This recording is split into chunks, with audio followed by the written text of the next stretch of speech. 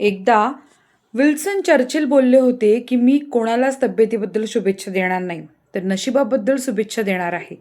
कारण टायटॅनिक जहाजावरती खूप लोक श्रीमंत होती, तब्येतीनं चांगली होती, पण नशीबवान नव्हती, त्यामुळे ते वाचले नाहीत. हे ऐकून मी विचारात पडलो. कारण 9/11च्या हल्ल्यामध्ये एक ऑफिसर फक्त आपल्या मुलाला शाळेत सोडायला गेले, त्यामुळे वाचले. एक माणूस वाचला कारण त्या दिवशी डोनट आणण्याची वेळ त्याची होती. एक बाई वाचली कारण त्या दिवशी तिचा अलार्म वाजला नाही. काही लोक वाचले कारण त्या दिवशी ट्रॅफिकमध्ये त्यांची गाडी अडकली होती. कोणाची बस सुटली होती, त्यामुळे ते वाचले. काही लोकांना कोणत्या ना कोणत्या कारणामुळे उशीर झाला होता, त्यामुळे त्या दिवशी ते वाचले.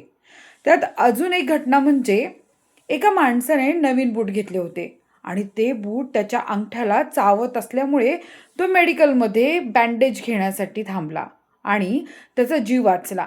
हे ऐकल्यापासून माझे विचार बदलले आहेत. त्यामुळे आता जर मला कधी उशीर झाला, कधी लिफ्ट मिस झाली किंवा कधी ट्रॅफिकमध्ये गाडी अडकली, तर मी वाईट वाटून घेत नाही.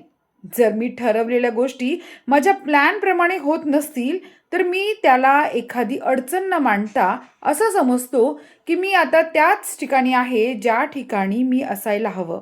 कदाचित ईश्वराने माझ्यासाठी माझ्यापेक्षा जास्त चांगला प्लॅन केला आहे.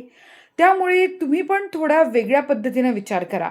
ज्या दिवशी तुम्हाला गाडीची चावी मिळत नसेल, मुलामुळे उशीर होत असेल किंवा अजून काही कारण असतील ज्यामुळे तुम्हाला जिथे जायला हवं तिथे तुम्ही नसाल, तर असं समजा की एखाद्या अनपेक्षित संकटापासून तुमचं नशीब तुम्हाला वाचवत आहे.